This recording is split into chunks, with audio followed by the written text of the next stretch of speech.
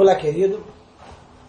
Estou com a minha Bíblia aberta na segunda carta do apóstolo Paulo aos Coríntios. E a minha versão é a versão Revista e Atualizada de Almeida.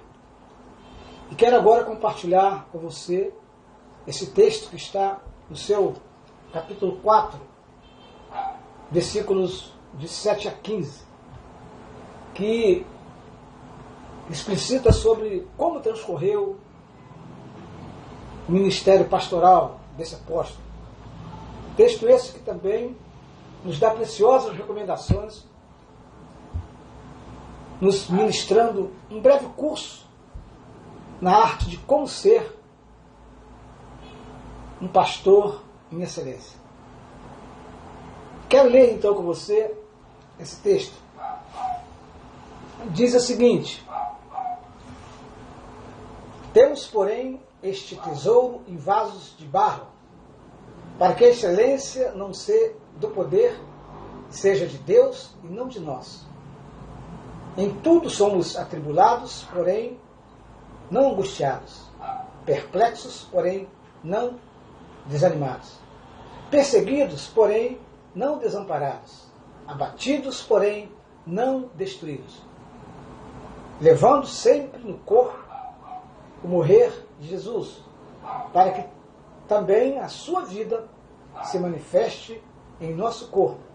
Porque nós que vivemos somos sempre entregues à morte por causa de Jesus, para que também a vida de Jesus se manifeste em nossa carne mortal. De modo que em nós opera a morte, mas em vós a vida. Tendo, porém, o mesmo espírito de fé, da fé, como está escrito: eu criei, por isso é que falei. Também nós cremos, por isso também falamos, sabendo que aquele que ressuscitou o Senhor Jesus também nos ressuscitará com Jesus e nos apresentará convosco. Porque todas as coisas existem por amor de vós, para que a graça, multiplicando-se, torne abundantes as ações de graças por meio de muitos, para a glória de Deus. Querido irmão, eu quero me dirigir a você que abriga no coração o desejo de um dia ser um pastor, ministro do Evangelho. Ou você que já iniciou a sua vida na caminhada do exercício eclesiástico, né? Na docência da igreja, ensinando, na EBD, pregando na casa do Senhor, ou que esteja já preparando-se, ingressando em um seminário teológico que fatalmente irá te levar ao sacerdócio. Quero chamá-lo, então, a uma reflexão responsável sobre as implicações a que você tem que assumir e viver advindas da assunção do ministério pastoral. Porque, querido, estamos vivendo um momento em que o Evangelho genuíno de Jesus Cristo tem sido achincalhado, banalizado e entregue aos braços do relativismo, onde a sua fixidez de princípios tem sido maculada por sofismas, modismos e teologias as mais absurdas, as mais feias e desumanas. Quero colocar aqui uma observação feita por Dietrich Bonhoeffer, um teólogo alemão e pastor que nos deixou um legado teológico precioso e uma fé que tinha coerência com tudo aquilo que ele ensinou. E talvez Bonhoeffer, preocupado, com a diversidade de evangelhos que povoam as pregações proferidas em púlpitos, em alguns guetos evangélicos, ensinos com focos doentios e sem o mínimo de aprofundamento e reflexão bíblico-teológica, discursos que têm gerado muitas patologias, e percepções e perspectivas esquizofrênicas em relação ao Evangelho de Jesus. E Bonhoeffer escreveu o seguinte, eu quero ler para você esse texto de Bonhoeffer. Ele diz o seguinte: somos da opinião de que se o próprio Jesus, e tão somente Jesus, estivesse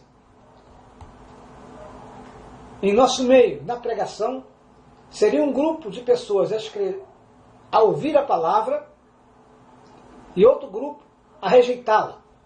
Isto não significa que a pregação da igreja tenha deixado de ser a palavra de Deus.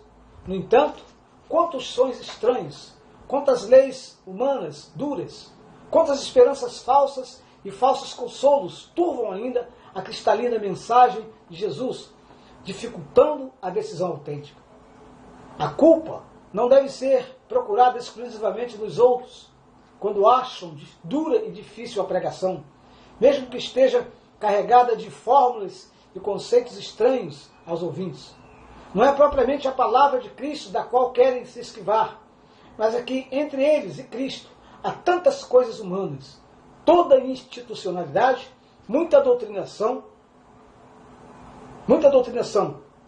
nos tornando às vezes como igreja empecilho para a palavra de Jesus, apegando-nos demasiadamente a determinadas formulações, a uma pregação por demais estereotipada, conforme a época, conforme o local, a estrutura social, pregando, quem sabe, em termos dogmáticos, mas alheios à realidade da vida, repetindo sempre de novo certos conceitos bíblicos, todavia relegando ao esquecimento palavras importantes, pregando apenas as nossas opiniões e convicções pessoais e pregando muito pouco a Jesus Cristo. Amados, voltando à reflexão do texto de Paulo aos Coríntios, o texto que lemos no início, acho esse texto de uma beleza sem igual, onde vemos refletido o seu compromisso radical com o seu ministério e, consequentemente, com o Evangelho de Jesus, e que nos remete a uma convocação também radical e inexorável de ânimo para com a obra do Senhor e com as verdades do Evangelho. Vemos aqui, amados, o apóstolo Paulo dando um breve curso na arte de ser um ministro do Evangelho, com preciosas recomendações àqueles que aspiram ao ministério ou àqueles que nele já estejam engajados. Acho que todos nós, queridos, deveríamos, sem exceção, estudar com atenção a descrição que o apóstolo Paulo faz do seu ministério, principalmente a respeito de quanto custa ser um ministro de Deus.